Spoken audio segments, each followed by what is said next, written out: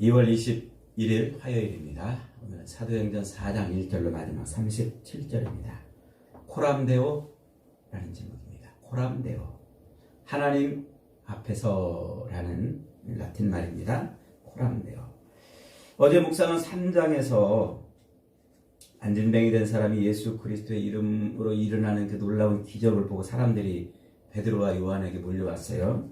그러자 베드로와 요한이 이 사람이 낫게 된 것은 우리의 능력이나 우리가 무슨 일을 해서 그런 것이 아니라 예수의 이름으로 말미암는 믿음 때문에 그런 것이다. 이렇게 말합니다. 그러자 이 베드로와 요한이 예수의 이름을 성전에서 공공연히 밝히고 외치고 돌아다니니까 그것이 못마땅한 사람들이 있었습니다. 굉장히 기분 나빠하는 사람들이 있었죠. 바로 그 당시에 예수님을 잡아 죽인 종교 지도자들이었어요. 그들은 예수님이 부활했다는 사실도 부담스러운데 이제는 그 이름으로 기적이 일어나게 되자 더는 견딜 수가 없었습니다. 그래서 오늘 본문 1절로 2절에서 본문은 그들의 마음을 이렇게 표현합니다. 1절 보니까 사도들이 백성에게 말할 때에 제사장들과 성전 맡은 자와 사두개인들이 이르러 예수 안에 죽은 자의 부활이 있다고 백성을 가르치고 전함을 싫어하며 이 증오했다는 말이에요. 아주 미워했다는 말이에요. 그들은 예수에 대한 사도들의 가르침에 대해서 매우 불쾌하게 생각했습니다. 예수의 이름을 말하는 것이 귀에 거슬리고 싫었습니다. 그래서 그들은 베드로와 요한을 붙잡았습니다. 성전 소란죄라는 죄가 있어요. 그걸 가지고 그들을 붙잡아서 가두었습니다. 그런데 4절을 보니까 말씀을 들은 사람 중에 믿는 자가 많으니 남자의 수가 약 5천이나 되더라 하고 그랬어요. 3절과 대조되는 거죠. 베드로와 요한 사도들은 감옥에 갇혔는데 오히려 하나님의 말씀은 더 흥왕했다. 그런 겁니다. 요 예수 믿은 구원받은 숫자가 5천이나 되었다고 그랬어요. 이 유대인들에게 5 그리고 10은 충만한 수입니다. 5도 손가락 5개 가득 찼죠. 10도 모든 손가락 가득 찼죠. 그래서 5나 10은 다 충만한 수예요. 그러니까 이 충만한 수 5에 또 충만한 것을 10을 3번 곱하는 거예요. 그리고 3은 또 하나님의 숫자라고 했잖아요. 그러니까 사도들이 감옥에 갇혀 있는데도 하나님의 구원받을 자들은 다 구원을 받는다. 이런 말을 지금 하고 있는 겁니다. 감옥에 갇혀있는 그 사도들이 일일이 구원받은 숫자들을 헤아려 본 게 아니겠잖아요. 그러니까 성령께서 지금 말씀으로 비록 사도들이 감옥에 갇혔지만 하나님의 말씀은 흥왕해서 구원받을 자, 하나님이 구원하시기로 작정된 자들이 다 구원받았다고 지금 말하고 있는 거예요. 이 숫자로 이렇게. 그러니까 본문이 지금 말하려는 게 뭡니까? 고난은, 핍박은 아무것도 아니라는 거예요. 고난 때문에, 핍박 때문에, 그것 때문에 복음이 좌절되지 않고 무너지지 않는다는 거예요. 오히려 더 어떻게 된다고요? 하나님의 구원받은 자들은 모두 다 구원을 받게 된다는 거죠. 이게 예수의 이름이 일으키는 역사입니다. 예수의 이름이 증거되고 예수의 이름이 선포되면 오히려 그것으로 말미암아 더 강력하게 하나님의 구원의 역사가 일어난다. 그걸 말하고 있는 거죠. 그러니까 예수의 이름이 온전히 증거되면 오히려 핍박이 올수록 교회는 더욱더 힘을 얻는 거예요. 고난은 오히려 하나님의 역사를 체험할 수 있는 통로가 되는 거죠. 이것이 사도행전의 역사예요. 그래서 이것이 바로 복음의 역사라고 오늘 본문을 지금 말해주고 싶은 겁니다. 그 이튿날 다시 종교 지도자들이 이 문제를 다루기 위해서 모였습니다. 5절로 6절에 보면 모인 사람들이 관원들과 장로들과 서기관들과 대제사장과 그 문중이 다 모였다 하고 이렇게 말합니다. 이들이 당시에 예수님을 처형하는데 가담했던 모든 사람들이죠. 이제 이들이 모여가지고 예수님의 제자인 베드로와 요한을 세워놓고 재판을 시작합니다. 7절에 보니까 이렇게 물어요. 사도들을 가운데 세우고 묻되 너희가 무슨 권세로 누구의 이름으로 이 일을 하느냐 이렇게 물어요. 이 질문을 누구에게도 했었죠? 예수님에게도 했었죠. 마태복음 21장을 보면 이들은 예수님이 성전에서 가르치실 때에 예수님에게 사람들이 집중되자 화가 나가지고 이런 질문을 했어요. 네가 무슨 권세로 이런 일을 하느냐? 이 권세가 어디로부터 왔느냐? 누가 이 권세를 주었느냐? 물었습니다. 그러니까 이 종교 지도자들의 머릿속에는 지금 뭐만 가득한 거예요? 이 땅에 있는 권세, 땅에 있는 권세. 그들의 관심사는 오직 자기들의 욕망과 욕심을 채우는 이 힘에 있었어요. 이 땅에 있는 그 모든 것을 움켜쥐고 있는 그 힘, 그것에 그들의 관심사가 집중이 되어 있던 거예요. 그러니까 그게 건드러지자, 그것을 건들자 그들은 이 분노와 이 불쾌감이 폭발했던 겁니다. 그게 인간의 죄악된 본성 아니겠습니까? 그러나 베드로와 요한은 뭘로 충만했다고요? 성령으로 충만했다고요. 예수를 죽인 그들은 모두가 다 인간의 그 더럽고 악한 탐욕과 욕망으로 충만해 있지만 베드로와 요한은 뭘로 충만했다고요? 성령으로 충만했다. 여러분, 타락한 더럽고 악한 인간의 이 본능, 그것으로 충만해서 사는 사람이 있는가 하면 세상에는 성령으로 충만해서 사는 사람이 있습니다. 제가 이 말씀을 읽으면서 나는 지금 뭘로 충만해 있나 한번 묵상을 해봤어요. 여러분은 지금 뭘로 충만해 있습니까?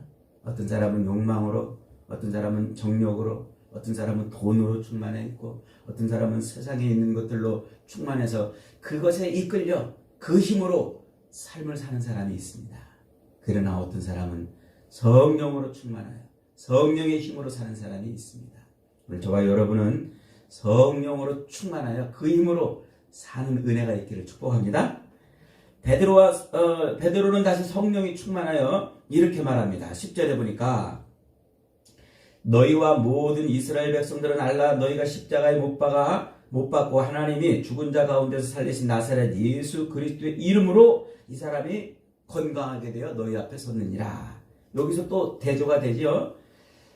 인간의 행위와 하나님의 행위가 지금 대조가 되고 있는 거예요.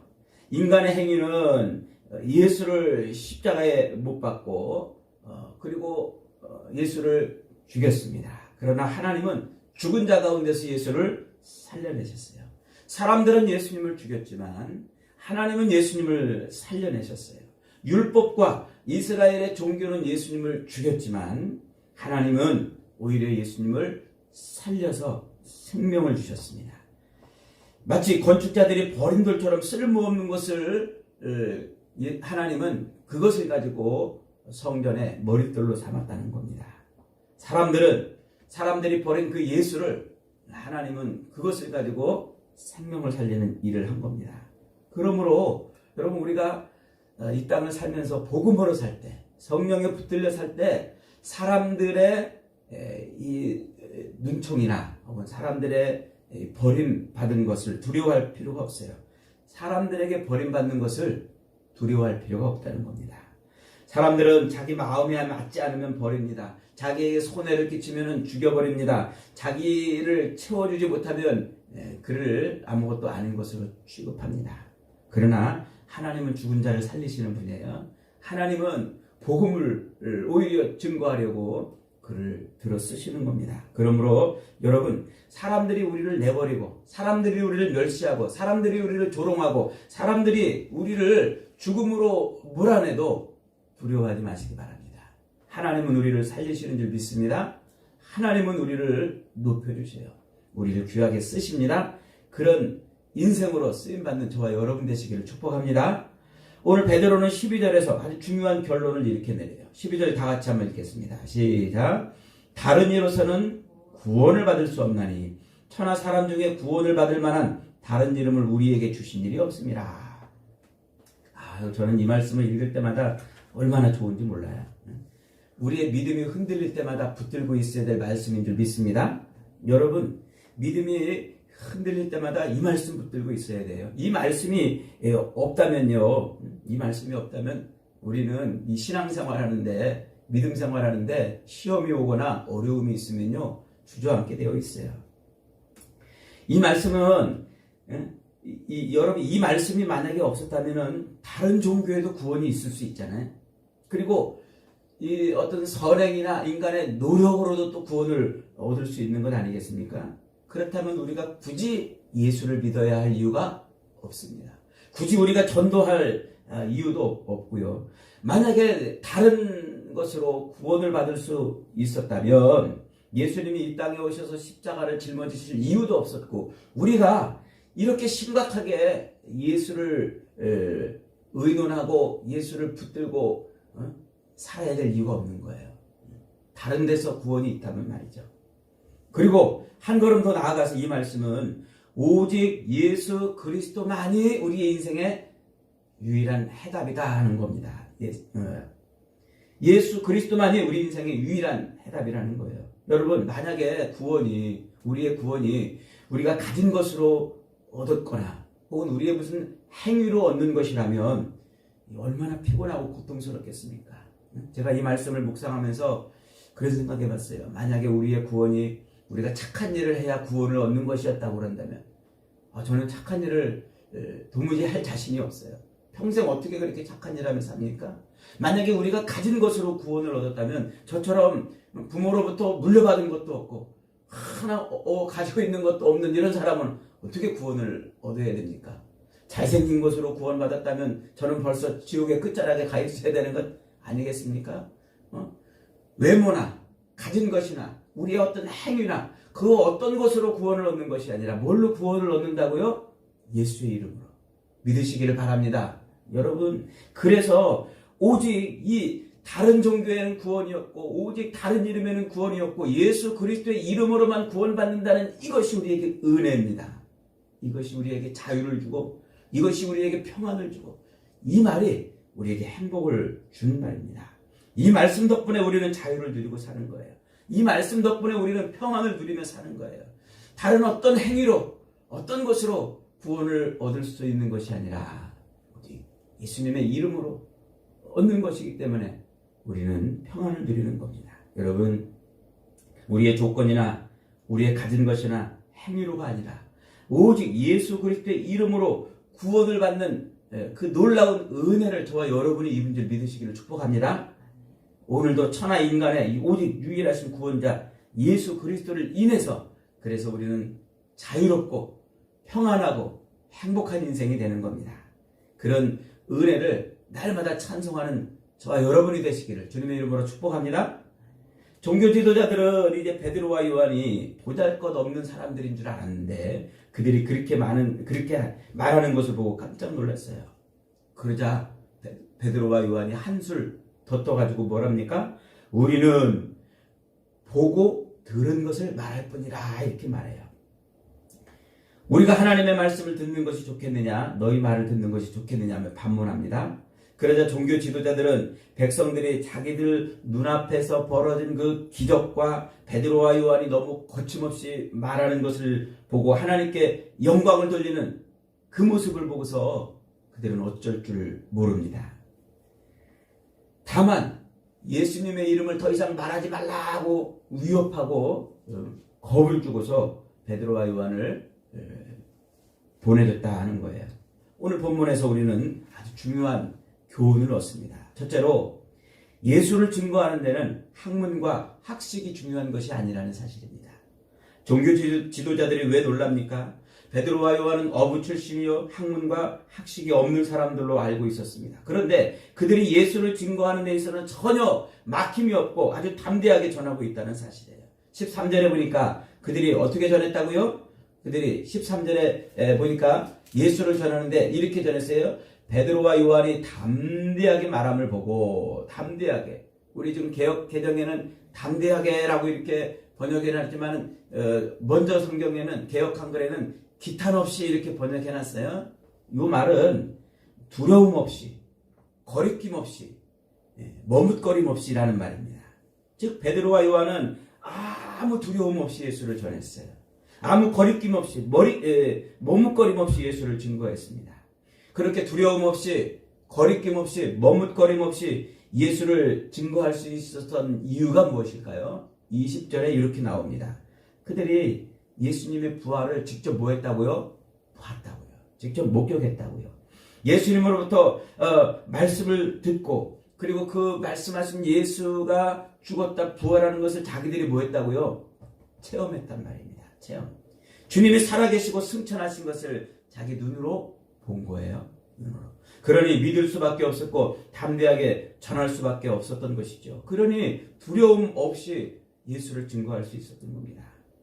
그렇게 담대하게 자기가 보고 경험한 것을 담대하게 전할 때 아무도 막을 수가 없는 겁니다. 종교 지도자들의 그 해박한 지식으로도 막을 수가 없었습니다. 그들은 율법에 통달하였고 구약에 해박했던 하나님에 대해서 누구보다도 잘 알았던 그런 지식으로 그것을 막아낼 수가 없었던 것이요. 또한 그들의 권세로도 그것을 막을 수가 없었습니다. 성전 안에서 그들의 권세를 막을 자가 없었습니다. 그들은 사람의 목숨까지도 좌지우지하는 놀라운 권세를 가지고 있었지만 베드로와 요한이 보고 들은 것을 전하는 그 복음을 막을 수가 없었어요. 여러분, 자기가 보고 들은 것을 전할 때는 그 어떤 것도 막을 수 없었어요. 막을 수 없습니다. 권세로도 막을 수 없고 지식으로도 막을 수 없고 신앙으로도 막을 수 없고 그 무엇으로도 막을 수가 없어요. 여러분, 우리가 예수님을 증거하는데 주저되고 머뭇거리는 이유가 무엇입니까?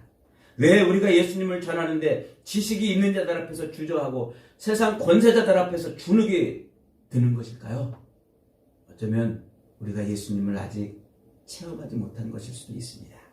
주님에 대한 확신이 없고 주님을 체험하지 못한 것일 수도 있습니다. 예수님이 부활했다고는 하는데 그것을 듣고서 설교로 듣고 아멘을 하는데 그것이 내 가슴에 내려와서 내 가슴을 뜨겁게 나를 뜨겁게 만들어 놓지 못해서 그런 것은 아닐까 생각이 됩니다. 여러분, 로마서 10장 17절에서 이렇게 말합니다. 믿음은 들음에서 나고 들음은 그리스도의 말씀으로 말미암는다 그래요.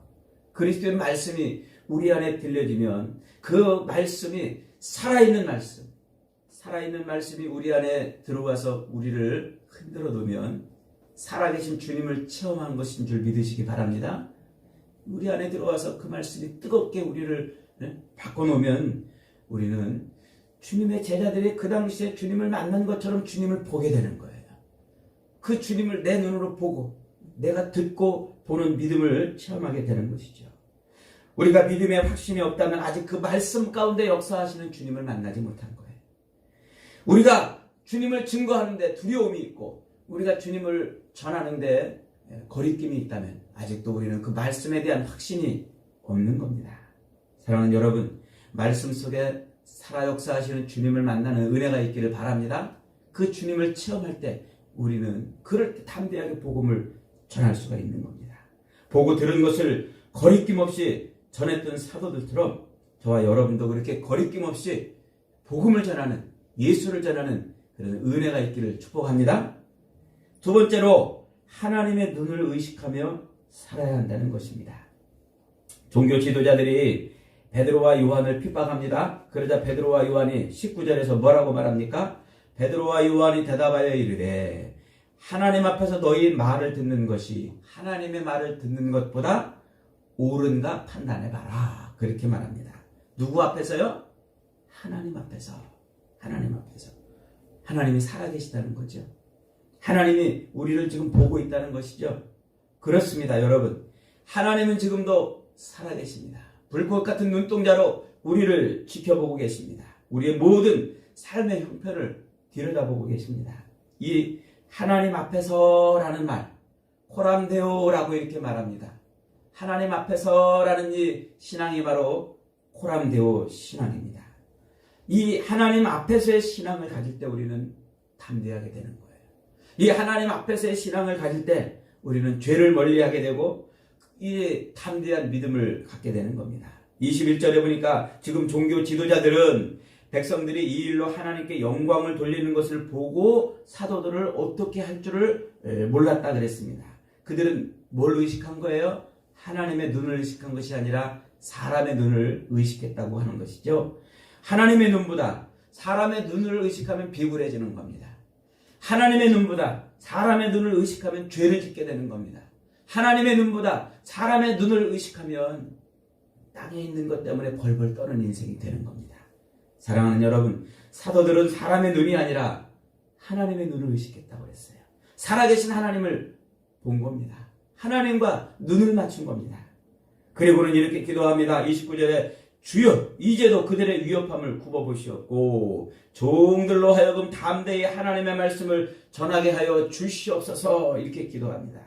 하나님 앞에서 제자들은 죽음의 위협 속에서도 고난과 고통 속에서도 하나님의 말씀을 전할 수 있게 해달라고 기도한 것이죠. 여러분, 무엇이 오늘 저와 여러분에게 하나님의 말씀을 전하는 것을 포기하게 만듭니까? 무엇이 오늘 저와 여러분이 예수 그리스도를 증거하는 것을 머뭇거리게 만듭니까? 고통입니까? 고난 때문에 그렇습니까? 아니면 사람들의 조롱이나 핍박 때문입니까? 체면입니까? 돈 때문에 그렇습니까? 여러분, 이제도 그들의 위협함을 굽어보시고 또 종들로 하여금 담대히 하나님의 말씀을 전하게 하여 주시옵소서. 하나님 앞에 서 있는 사람만이 이런 기도할 수 있는 겁니다. 하나님의 눈을 의식한 사람만이 이렇게 고백할 수 있는 것입니다. 여러분, 하나님 앞에 서 있는 인생 되시기 바랍니다. 그래서 지금도 살아계신 하나님, 지금도 우리를 지켜보고 계시는 하나님, 지금도 우리의 인생의 주인 되시고 우리 인생의 통치자 되시는 그 주님 앞에 서서 담대하게 살아갈 수 있기를 바랍니다. 오늘도 하나님 앞에 서 있는 코람데오의 신앙으로 담대하게 복음의 증인으로 살아가는 저와 여러분이 되시기를 주님의 이름으로 축복합니다.